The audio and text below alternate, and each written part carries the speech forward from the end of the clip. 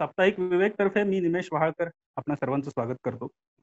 Corona आणि लॉकडाऊनचा मोठा फटका आपल्या अर्थव्यवस्थेला, सगळ्या उद्योग जगताला बसलेला आहे आणि या संकटातून सावरण्यासाठी एक मोठी झेप घेण्यासाठी पंतप्रधानांनी आत्मनिर्भर भारताची हाक दिली.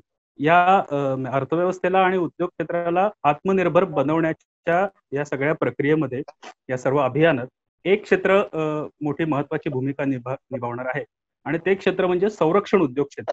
त्यामुळे याच संरक्षण उद्योग क्षेत्रातील एक आघाडीची कंपनी अर्थात भारत फोर्ज आणि कल्याणी उद्योग समूहाचे अध्यक्ष बाबासाहेब कल्याणी यांच्याशी आज आपण संवाद साधणार आहोत. कल्याणी सर, आपलं स्वागत साप्ताहिक विवेक तर्फे. नमस्कार. आपण सविस्तर चर्चा करूच, पण त्यापूर्वी एकूण भारत फोर्ज आणि कल्याणी उद्योग समूहाचं आज भारताच्या संरक्षण उद्योग क्षेत्रातलं योगदान हे थोडक्यात जाणून घ्यायला आम्हाला आवडेल. आमचा उद्योग समूह, कल्याणी उद्योग समूह आणि भारत फोर्ज हे एक नामवंत कंपनी जी मेटलर्जिकल क्षेत्रात काम करते, म्हणजे लोहार काम ज्याला आपण साध्या मराठीत म्हणू शकतो. तेच जर आपण एक हाय टेक्नॉलॉजी लोहार काम जर आपण केलं, त्याला मेटलर्जिकल इंडस्ट्री म्हणतात. आणि मेटलर्जिकल इंडस्ट्री आणि मेटलर्जिकल नो हाव हे डिफेन्सच्या क्षेत्रात, स्पेशली तोफा बनवण्याचं काम म्हणा, बंदुका बनवण्याचं काम म्हणा, ॲम्युनिशन बनवण्याचं काम म्हणा, विमानाचे भाग बनवण्याचं काम म्हणा, जेट इंजिनचे पार्ट्स त्याचं काम, या सगळ्या क्षेत्रात ह्याचा फार मोठ्या प्रमाणात उपयोग असतो. आणि ज्यांच्याकडे हे तंत्रज्ञान आहे त्या कंपनीला या क्षेत्रात काम करण्याची संधी मिळते.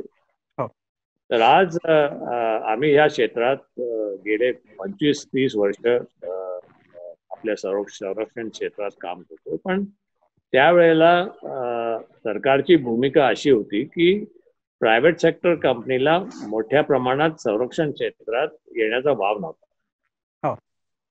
ही पंतप्रधान मोदींनी जेव्हा त्यांनी मेक इन इंडियाचा कार्यक्रम सुरू केला 2014 साली, जेव्हा ते निवडून आले आणि पंतप्रधान झाले, त्यावेळेला त्यांनी एक मेक इन इंडियाच्या मार्फत डिफेन्स क्षेत्रात एक मोठी झेप घेण्यासाठी त्यांनी इंडस्ट्रीला एनकरेज केलं. आमच्या इंडस्ट्रीमध्ये आणि माझं स्वतःच वैयक्तिक विचार जे आहे, डिफेन्स क्षेत्राच्या अगोदर सुद्धा आमच्या ऑटोमोबाईल कंपोनंट क्षेत्रात म्हणा, जेव्हा भारताची अर्थव्यवस्था ओपन झाली 1991 साली, त्यानंतर त्याच्या अगोदर आम्ही फक्त भारतात उत्पादन करत होतो आणि भारतात सप्लाय करत होतो. आणि त्यावेळेला आपल्याला ऐकायला मिळायचं की जर्मन कंपन्या, त्यांची टेक्नॉलॉजी फार मोठी आहे, जर्मन क्वालिटी फार चांगली आहे. आणि त्यावेळेला मारुतीचं उत्पादन इंडियामध्ये सुरू झालं होतं, सुझुकीचं. आणि त्यावेळेला आपल्याला जॅपनीज कंपनीबद्दल सुद्धा फार ऐकायला मिळायचं. आणि त्यामुळं कुठेतरी एक विचार यायचा आणि मनात बरं वाटायचं नाही की आपल्या भारतीय कंपनी का ह्या जगातल्या कंपन्यांबरोबर स्पर्धा करू शकतो. तर या विचारानं 1995 साली मी स्वतः जर्मनीला गेलो आणि जर्मनीमधल्या सगळ्यात मोठ्या ऑटोमोबाईल कंपनीकडं मी म्हटलं की तुमचा सगळ्यात इम्पॉर्टंट कंपोनंट जो तुमच्या ऑटोमोबाईलमध्ये असतो तो इंजिनचा क्रँकशाफ्ट, म्हणजे इंजिन चालवतो किंवा इंजिनला पॉवर देतो, आणि सगळ्यात क्रिटिकल कंपोनंट. आणि त्यांना मी प्रस्ताव दिला की मी हे तुमच्यासाठी बनवू शकतो, माझ्याकडे तंत्रज्ञान आहे आणि मी हे करू शकतो. तर त्यांनी मला जवळजवळ शर्ट पकडून ऑफिसच्या बाहेर फेकून दिलं. बरं.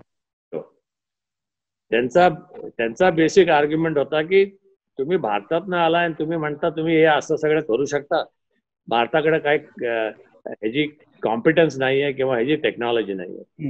हे कुठेतरी मला खचलं, फार फार वाईट वाटलं मला. आणि मी ठाम ठरवलं की एकदा केव्हा तरी 5-10 वर्षात आपण हा धंदा आणायचा. आणि आज मला तुम्हाला सांगायला आनंद वाटतो की आज माझ्याकडं या कंपनीचा 100% क्रँकशाफ्टचा धंदा आहे गेल्या 15 वर्षात.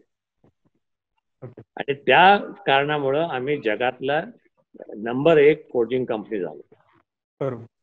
की आम्ही हे तंत्रज्ञान स्वतः कमावलं, स्वतः त्याचा विस्तार केला आपल्या भारतात, पुण्यात आमच्या कारखान्यात, आणि तिथनं आम्ही माल तयार करून आम्ही एक्सपोर्ट करायला लागलो. तर ही एक नॅशनलिस्ट प्राईड जे आपण म्हणतो. आणि आज जर आपण आत्मनिर्भर भारत जर बघितलं तर बेसिकली आत्मनिर्भर भारत हा एक कॉल दिला आहे माननीय पंतप्रधानांनी सगळ्या भारतीयांना की तुम्ही आता एक नॅशनलिस्टच्या वतीनं तुम्ही आपल्या देशाकडे बघा. आपला देश वरती यायला पाहिजे, आत्मनिर्भर झाला पाहिजे. आणि आत्मनिर्भर म्हणजे काय? आत्मनिर्भर म्हणजे साध्या शब्दात सेल्फ रिलायन्स, की तुम्ही स्वतः दुसऱ्यांची मदत न घेता तुम्ही स्वतः कार्य करू शकता. आणि आमच्यासारख्या टेक्नॉलॉजी क्षेत्रात आता आमची कंपनी भारत फोर्ज म्हणा ही इंडियातली पहिली मल्टीनॅशनल आहे. म्हणजे इंडियातल्या मोठ्या मोठ्या कंपनींच्या अगोदर आम्ही पहिलं मल्टीनॅशनल, आमच्या ताकदीवर, आमच्या टेक्नॉलॉजीवर. आणि पण सर आता मी गेल्या काही वर्षांपासून आपण संरक्षण उद्योग क्षेत्रामध्ये आपण आहात. आज संरक्षण विषयक उद्योगामध्ये आपलं भारत फोर्ज कंपनीचं नेमकं योगदान हे कसं सांगता येईल? काय परिस्थिती आहे आज? आज आम्ही 3-4 गोष्टींमध्ये संरक्षण क्षेत्रात काम करतोय. पहिली म्हणजे या मोठ्या तोफा, जसे आपण ऐकलं असाल बोफोर्डची तोफ 155 मिलीमीटर आर्टिलरी गन. तर आम्ही DRDOच्या सहयोगाने डिफेन्स रिसर्च डेव्हलपमेंट ऑर्गनायझेशन, त्याची एक पुण्यात लॅबोरेटरी आहे ARD, आर्मामेंट रिसर्च एस्टॅब्लिशमेंट, त्यांच्याबरोबर काम करून गेल्या 5 वर्षात आम्ही एक ॲडव्हान्स टोर्ड आर्टिलरी गन तयार केलेली आहे. त्याचं बरंच टेस्टिंग झालंय, ट्रायल झालंय. आता त्याचा सप्लाय आम्ही आता सुरू करणार आहोत. तर ही जगातली सगळ्यात ॲडव्हान्स आर्टिलरी गन आहे. ह्याचा मारा 48 किलोमीटर जाऊ शकतो. की आपली जी एक्झिस्टिंग बोफोर्ड गन आहे त्याचा मारा फक्त 30 किलोमीटर जाऊ शकतो. अच्छा. हे तुम्ही त्याच्या पुढे 18 किलोमीटर मार करू शकता किंवा त्याच्या मागे राहून तुम्ही तिकडे पोहोचू शकता. म्हणून तुमचे जे एनिमी आहे ते तुमच्या बंदुकावर मार करू शकत. हे एक त्याचं मोठं कौशल्य आहे. आणि अशा आम्ही 3-4 नव्या आर्टिलरी गन्स तयार केल्यात, जे आता आम्ही आर्मीकडे ट्रायल्सला देणार आहे, युजर ट्रायल्ससाठी. त्याच्या व्यतिरिक्त आम्ही आर्मर्ड प्रोटेक्शन व्हेकल सप्लाय केले, जे जसं तुम्ही पुलवामामध्ये बघितलं की ते ब्लास्ट होऊन किती नुकसान झालं आणि किती लोकांना प्राण गमावे लागले. तर तसं होऊ नये म्हणून आम्ही आर्मीला आम्ही तयार केलेले आर्मर्ड प्रोटेक्शन व्हेकल दिले. ते आर्मी आता वापरते. त्यांनी ते UN मिशनसाठी सुद्धा पुढं त्यांनी पाठवले. आम्ही श्रीलंकेला पण असे दिलेले आहेत. तिसरी गोष्ट म्हणजे आम्ही ॲम्युनिशन मध्ये काम करतो. आज आर्मीकडे ॲम्युनिशनचा फार म्हणजे शॉर्टेजेस आहेत. स्पेशली जेव्हाही असं एक एस्केलेशन होतं बॉर्डरमध्ये तेव्हा ॲम्युनिशन शॉर्टेज मोठ्या प्रमाणात होतं. जसं कारगिलचं युद्ध झालं 1999 साली, त्याच्या अगोदर सुद्धा ॲम्युनिशन शॉर्टेज झालं होतं. आणि त्यावेळेला डिफेन्स मिनिस्ट्रीने आम्हाला सांगितलं होतं की तुम्ही 155 मिलीमीटर बोफोर्स तोफेसाठी ॲम्युनिशन तयार करा. तर आम्ही 6 महिन्यात 50,000 शेल्स तयार करून आर्मीला दिले होते. ते 1999च्या अगोदर. तेव्हापासून आम्ही हे सगळं कार्य करतो. आणि नव्या गोष्टी ज्या आम्ही करतोय ते एअर डिफेन्स सिस्टम मध्ये. आमच्याकडे हैदराबादला एक जॉईंट व्हेंचर आहे इस्रायली कंपनी बरोबर, कल्याणी रफेल एअर सिस्टम. तिथं आम्ही एअर डिफेन्स साठी लागणारे मिसाईल्स किंवा अशा गोष्टी तिथं आम्ही तयार करतो. तर बऱ्याचशा अशा गोष्टी आम्ही आपल्या संरक्षण क्षेत्रासाठी आज करत असतो. सर, मॅन्युफॅक्चरिंग इंडस्ट्री म्हणून आपली कंपनी एक आघाडीची कंपनी आहे.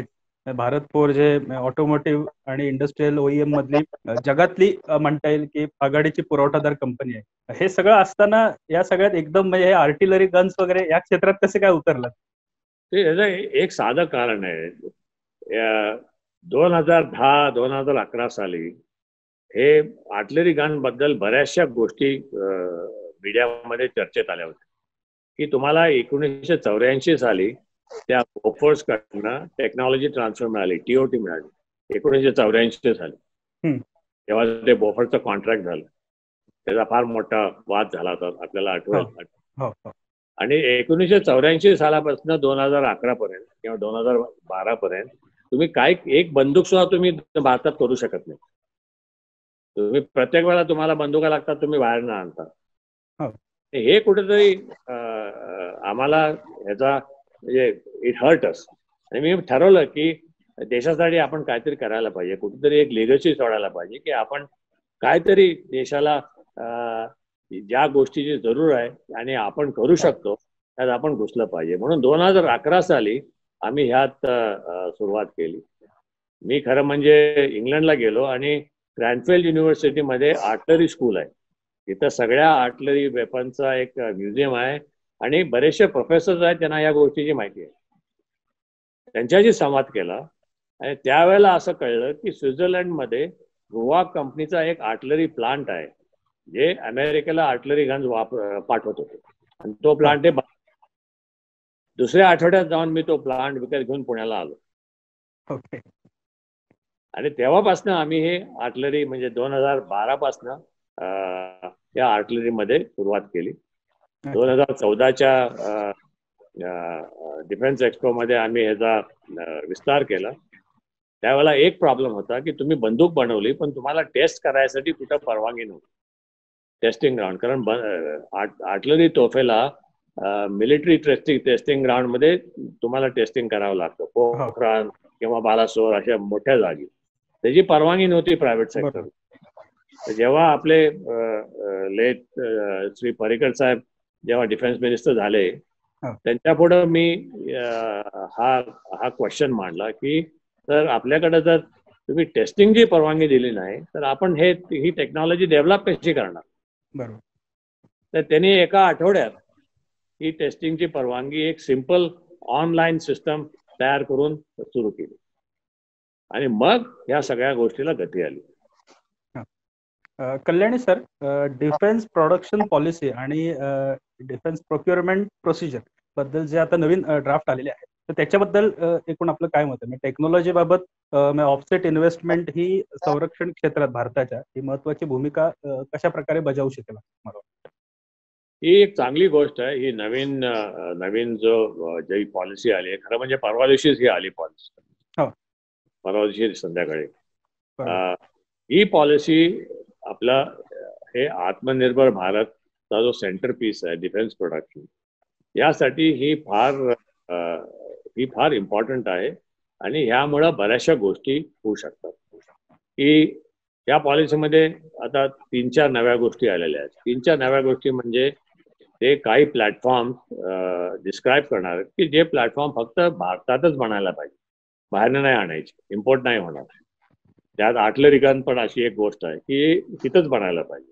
तर आता त्यांनी बघितलंय की आमच्यासारख्या कंपनी आहेत, टाटा पण ह्या गोष्टीमध्ये काम करतं, OFB ऑर्डिनन्स फॅक्टरी पण ह्या गोष्टीमध्ये काम करतं. तर भारतात आता ह्याचं बरंच तंत्रज्ञान आपल्याकडं आता आहे आणि आपण नुसतं आपल्या आर्म फोर्सेससाठी नाही पण आपण हे एक्सपोर्ट सुद्धा करू शकतो.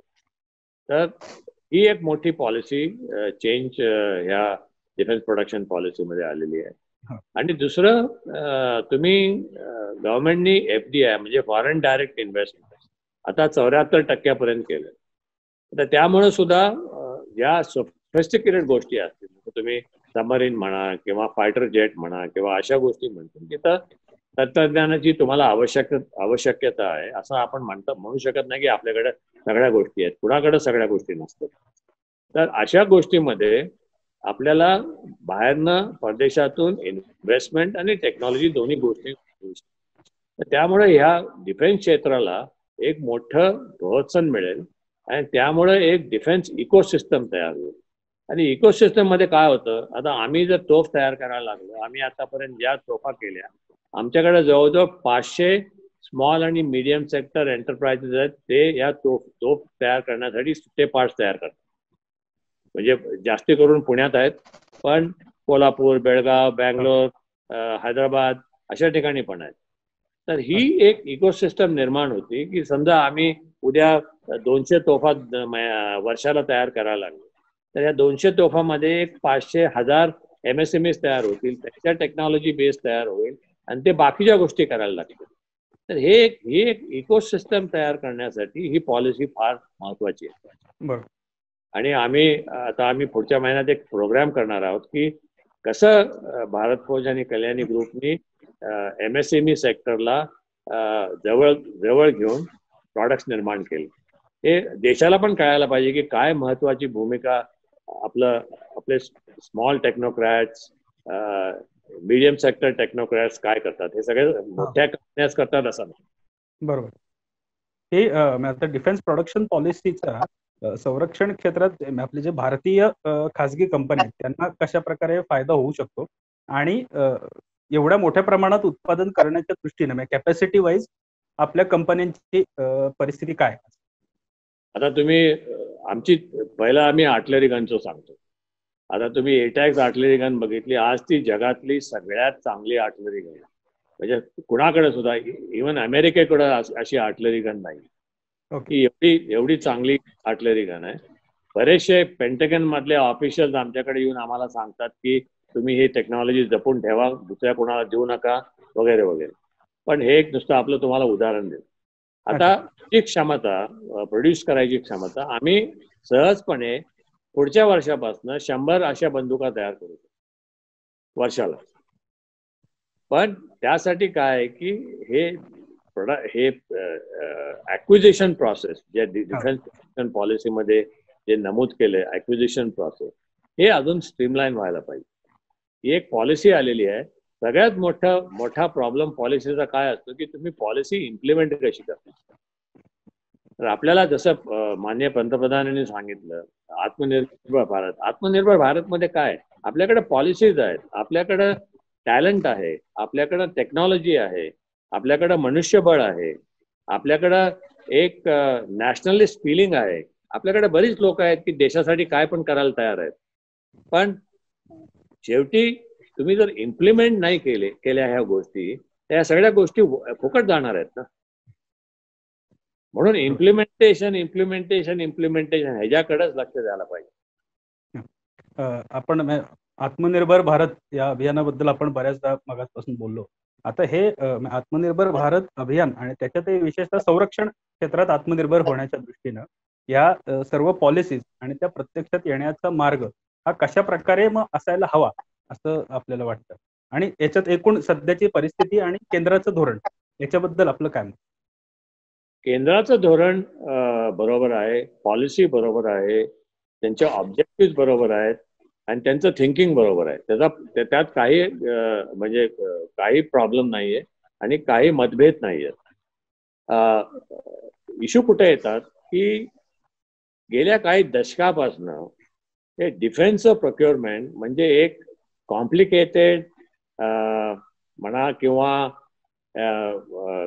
हे ज्यातनं काहीतरी क्रायसिस निर्माण होतात, जेव्हा त्यातनं काहीतरी स्कॅम्स निर्माण होतात, त्याला असा एक लेबल लावलेला गेला आहे. आता तुम्ही डिफेन्सचं प्रोक्युअरमेंट करा किंवा तुम्ही साध्या आयफोनचं प्रोक्युअरमेंट करा, तुम्हाला आश्चर्य वाटेल आज इलेक्ट्रॉनिक एरियामध्ये प्रोक्युअरमेंट किंवा इम्पोर्ट्स इंडियाचे 90 डिफेन्सपेक्षा 4 पट आहेत. ओके. तो कोण काय विचारत नाही. डिफेन्स मध्येच काय विचारतात मला कळत नाही. ही पहिली गोष्ट. दुसरी गोष्ट काय की डिफेन्समध्ये आतापर्यंत पब्लिक सेक्टर आणि ऑर्डनन्स फॅक्टरी इंडियामध्ये फक्त ही संस्था डिफेन्सचं उत्पादन करत असतात. प्रायव्हेट संस्था फार कमी प्रमाणात डिफेन्सचं उत्पादन करतात. पण प्रायव्हेट संस्थांना तुम्हाला जर उत्पादन करायचं असलं किंवा त्यांना ह्या क्षेत्रात मोठ्या प्रमाणात जर आणायचं असलं तर तुम्हाला एक लेवल प्लेइंग फील्ड तयार करायला लागेल. कारण कुठलाही खेळ खेळायचा झाला, संरक्षण क्षेत्रात उत्पादनाचा खेळ खेळायचा झाला, तुम्हाला लेवल प्लेइंग जर केलं नाही आणि तुम्ही आम्हाला सांगितलं की तुमचा एक पाय आणि एक हात बांधून तुम्ही मग पळा, तर ते शक्य होणार. बरोबर. आणि ह्याचं एक फार चांगलं उदाहरण मी तुम्हाला देतो. ते खरं म्हणजे एका पुस्तकात लिहिलेलं आहे. त्या पुस्तकाचं नाव आहे फ्रीडम फोर्ज. अच्छा. हे पुस्तक अमेरिकन इंडस्ट्री बद्दल लिहिलेलं आहे. सेकंड वर्ल्ड वॉर मध्ये 1940 पासून 1944 या 4 वर्षात प्रेसिडेंट रूझवेल्टनी अमेरिकेच्या प्रायव्हेट सेक्टरला सांगितलं की तुम्हाला या वॉर एफर्ट मध्ये भाग घ्यायला पाहिजे. कारण तिथं अमेरिकन प्रायव्हेट सेक्टर फक्त मोटर कार, फ्रिजिडेअर किंवा ते कन्झम्पशन आयटम करण्यात मग्न झाले होते आणि त्याचा डिमांड फार मोठ्या प्रमाणात होता. त्यांनी सांगितलं की तुम्हाला या 4 वर्षात डिफेन्स प्रोडक्शन मध्ये भाग घेतला पाहिजे आणि आपल्याला ब्रिटन आणि फ्रान्सला हे डिफेन्स उत्पादनं सप्लाय करायला पाहिजे मोठ्या प्रमाणात. नाहीतर हे ऍक्सेस ऑफ इव्हिल ज्याला आपण म्हणतो, हिटलर, मसोलिनी वगैरे, ते सबंध जग कॉन्कर करतो. तर या 4 वर्षात अमेरिकन कंपन्या म्हणजे जनरल मोटर्स म्हणा, फोर्ड म्हणा, फ्रिजिडेअर करणाऱ्या कंपन्या, बऱ्याचशा कंपन्यांनी कमाल केली. 3,50,000 फायटर जेट्स तयार केले 4 वर्षात. आणि हे सगळं हिस्टॉरिकल फॅक्ट आहे, म्हणजे फिक्शन नाही आहे. बरोबर. जवळजवळ 5 लाख आर्टिलरी तोफा तयार केल्या, 200 सबमरीन्स केल्या. आज आपल्याला एक सबमरीन करायला 7 वर्ष लागतात. त्यांनी 4 वर्षात 200 केल्या. आणि हे सगळं प्रायव्हेट सेक्टरने केलं कारण तिथं एक नॅशनलिस्टिक फिलिंग आलं. प्रेसिडेंट रूझवेल्ट, जसं आज मोदीजी आम्हाला सांगतात की तुम्ही देशासाठी पुढं व्हा, आणि त्यातनं आम्हाला काहीतरी आत एक ऊर्जा येते, एनर्जी येते की आपण देशासाठी काहीतरी करायला पाहिजे. ही एनर्जी त्या प्रेसिडेंट रूझवेल्टनी त्यांच्या इंडस्ट्रीमध्ये घातली आणि कमाल केली अमेरिकेने 4 वर्षात. आणि त्यामुळे अमेरिका सुपर पॉवर झाला. आज आपल्याला सुद्धा या कोविड-19च्या लॉकडाऊन संदर्भात जर आपण बघितलं तर ही एक फार मोठी ऑपॉर्च्युनिटी आपल्या पुढे आहे, आपल्या देशापुढे आहे, की आपण जर खरंच आत्मनिर्भर झालो आणि आपल्याला जर ही ऊर्जा आपल्या प्रत्येक भारतीयाच्या अंगात आली, तो इंडस्ट्रियलिस्ट असो, दुसऱ्या क्षेत्रात काम करणारा असो, स्मॉल स्केल मध्ये काम करणारा असो किंवा ऍग्रिकल्चर, कुठल्याही क्षेत्रात, तर आपण एक मोठ्या प्रमाणात आपल्या देशासाठी काहीतरी चांगलं करू शकू. त्यामुळे या देशाची प्रगती, जसं पंतप्रधानांनी आपल्या 2014 मध्ये सांगितलं की आपण एक इकॉनॉमिक सुपर पॉवर बनायला पाहिजे. आणि त्यांचं जे ध्येय आहे की $5 ट्रिलियन इकॉनॉमी 2025 मध्ये तयार व्हायला पाहिजे, त्याची $1 ट्रिलियन त्याची मॅन्युफॅक्चरिंग इकॉनॉमी असायला पाहिजे आणि ती मग 2030 मध्ये $10 ट्रिलियन व्हायला पाहिजे. मग हे इंडिया आणि चायना मधला अंतर कमी होईल आणि हे सगळे जे प्रॉब्लेम जे आपल्याला आज दिसतात ते सुद्धा निघतात. 2014 मध्ये मोदी सरकार सत्तेत आल्यापासून या एकूण संरक्षण विषयक उद्योगांचा धोरणामध्ये झालेला बदल आणि धोरणाचा अर्थात प्रत्यक्षात इम्प्लिमेंटेशन याच्यामध्ये झालेलं, याच्याबद्दल आपलं काय मत? धोरणात बरेच बदल झाले 2014 पासून. जे मेक इन इंडिया प्रोग्राम जो सुरू झाला डिसेंबर 2014 मध्ये, मी स्वतः होतो त्या प्रोग्राम मध्ये, पण त्याचं इम्प्लिमेंटेशन फार चांगल्या प्रमाणात झालं. त्या इम्प्लिमेंटेशन मध्ये आपण फार कमी पडलो. जेव्हा श्री पर्रिकर साहेब, लेट श्री पर्रिकर साहेब जेव्हा ऑनरेबल डिफेन्स मिनिस्टर होते, त्यांनी ह्याच्यासाठी बरीच मेहनत केली आणि त्यांनी बरेच स्टेप्स आपल्याला पुढे नेलं. Unfortunately we lost him. He was, त्यांच्याकडं एक तर ते इंजिनियर होते, IIT मधनं शिकून आले होते, म्हणून त्या टेक्निकल गोष्टी सुद्धा झटकन लक्षात यायच्या आणि त्यांची डिसिजन मेकिंग कॅपॅसिटी फार चांगली होती. तर अनफॉर्च्युनेटली वी लॉस्ट हिम. मग त्यामुळे ते मोमेंटम सुद्धा गेलं. तर आता पुन्हा मोदीजींच्या सेकंड टर्म मध्ये ह्याच्यावर जास्ती लक्ष दिलं गेलेलं आहे केंद्र सरकारकडनं. आणि त्यामुळे तुम्हाला ह्या नव्या पॉलिसी, डिफेन्स प्रोडक्शन पॉलिसी म्हणा किंवा डिफेन्स एक्सपोर्ट पॉलिसी, त्यात ऑफसेट पॉलिसी, हे नवीन FDI रूल्स, हे रिझर्विंग प्लॅटफॉर्म्स फॉर फक्त डोमेस्टिक प्रोडक्शनसाठी, या सगळ्या नव्या गोष्टी आता सगळ्या अनाऊन्स झालेल्या आहेत. मे मध्ये माननीय निर्मला सीतारामनजींनी त्यांच्या भाषणात सुद्धा ह्याच्याबद्दल उल्लेख केला होता.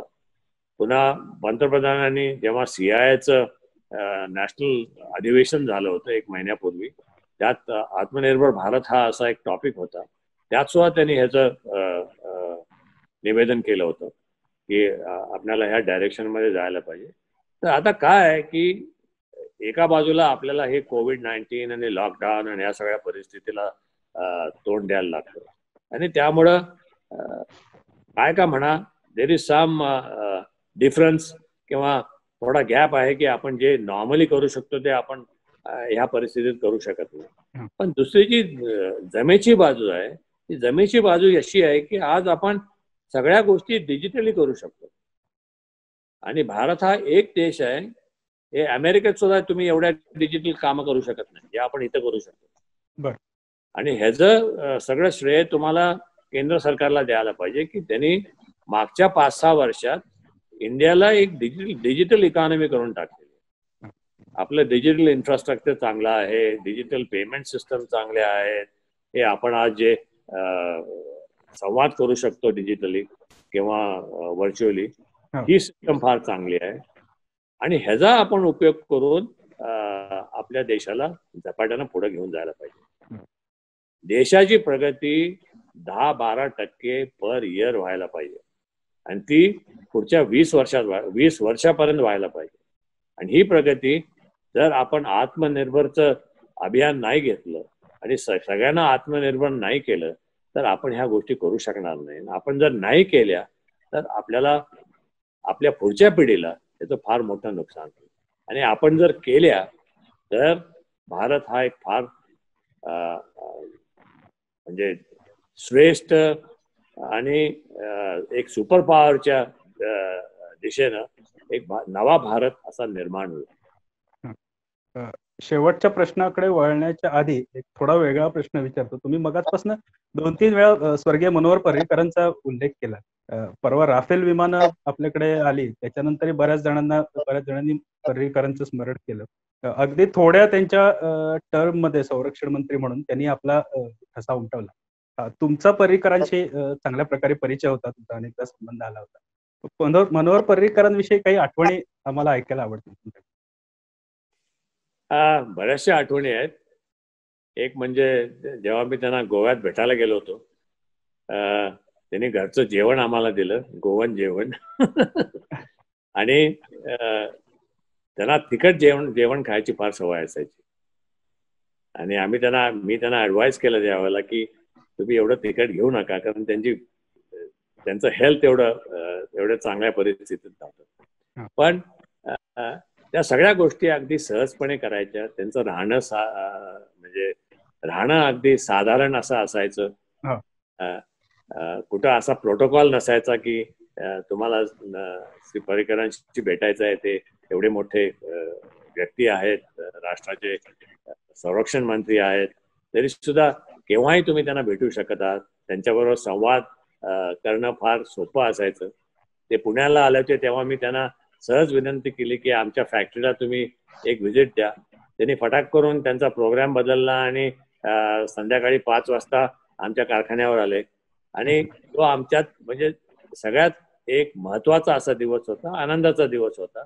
जवळजवळ 1.5 तास ते आमच्याबरोबर होते. त्यांनी सगळी आमची प्रक्रिया बघितली आणि मग संध्याकाळी हडपसरमध्ये त्यांचं एक भाषण झालं अशा संघटनेबरोबर. आणि त्यात त्यांनी आमच्या फॅक्टरीच्या व्हिजिट बद्दल उल्लेख केला आणि आम्ही काय काय टेक्निकली करतो किंवा आमची काय टेक्निकल कॅपॅसिटी आहे त्याचा उल्लेख केला. त्यांची एवढी कॅपॅसिटी होती की बारक्या बारक्या गोष्टीकडे त्यांचं लक्ष जायचं. आणि म्हणजे he was a remarkable man, tremendous respect. We lost a great leader in our country. Correct. बऱ्याच मुद्द्यांवरती आपण सविस्तर चर्चा केली. एक शेवटचा प्रश्न, आता एकूण हे सगळं कोरोना कोविड-19च्या संकटामुळे अर्थव्यवस्था मंदीच्या सावटात आहे आणि त्यातनं सावरण्यासाठी आता प्रयत्नही सुरू आहेत. या सगळ्या सिनारिओकडे आपण कसं बघता आणि याच्यात येत्या काळात संरक्षण क्षेत्रातील उद्योग हे कशा प्रकारे भूमिका निभावू शकतात अर्थव्यवस्थेला सावरण्यासाठी आणि नवी झेप घेण्यासाठी? संरक्षण क्षेत्रातले उद्योग जे आहेत ते मला वाटतं एक मोठ्या प्रमाणात या क्षेत्रासाठी काम करणार आहेत. पहिलं म्हणजे आपल्याला जर आपली इकॉनॉमी परत रस्ते रुळावर आणायची असली तर आपलं मॅन्युफॅक्चरिंग उत्पादन मोठ्या प्रमाणात वाढायला पाहिजे. आणि आपलं मॅन्युफॅक्चरिंग उत्पादन कुठल्या एरियामध्ये वाढणार? ज्या एरियामध्ये आपण जास्ती इम्पोर्ट करतो त्या एरियामध्ये आपलं मॅन्युफॅक्चरिंग उत्पादन वाढू शकतं, कारण हे इम्पोर्ट तुम्ही डोमेस्टिकली प्रोड्यूस करून तुम्ही सप्लाय करू शकता. तर डिफेन्स एक अशी मोठी ऑपॉर्च्युनिटी आहे जिथं जवळजवळ 20 बिलियन डॉलर आपण आज इम्पोर्ट करतो. तुम्ही ऐकत असाल दर प्रत्येक आठवड्याला काय ना काहीतरी मोठे करार कोणाकोणावर होत असतात. त्या बऱ्याचशा गोष्टी आपण आज भारतात करू शकतो आणि हे बरेचसे इंडस्ट्री करू शकतात. म्हणजे नुसतं हे 2-3 इंडस्ट्री पुरतं आहे असं नाही. यात मोठ्या इंडस्ट्रीज आहेत, लहान उद्योगधंदे आहेत, MSME सेक्टर आहे, टेक्नोक्रॅट इंडस्ट्रीज आहेत, सगळे आहेत. तर त्यामुळं ह्याचा परिणाम किंवा परिणामाचं क्षेत्र फार मोठं असू शकतं. जॉग्राफिकली इंडियामध्ये उत्तर प्रदेशपासून तामिळनाडू, महाराष्ट्रापासून Bengal, east west north south आणि कव्हरिंग ऑल प्रॉडक्ट्स. आणि आज जी आपली परिस्थिती आहे आपल्या बॉर्डर्सवर, त्या परिस्थितीला जर आपण बघितलं तर या क्षेत्रात झपाट्यानं आपण प्रगती करायला पाहिजे आणि झपाट्यानं उत्पादन करायला पाहिजे आणि देशासाठी सामग्री तयार करायला पाहिजे. त्यामुळं आपली इकॉनॉमी पण सारवेल आणि उद्योगधंदे पण वाढतील. ही एक मोठी माझी अपेक्षा आहे. नक्कीच या दृष्टीनं लवकरात लवकर आपल्या अर्थव्यवस्थेची पावलं पडतील अशी अपेक्षा व्यक्त करूयात. धन्यवाद कल्याणी सर, आम्हाला वेळ दिल्याबद्दल पुन्हा एकदा मनपूर्वक धन्यवाद. धन्यवाद.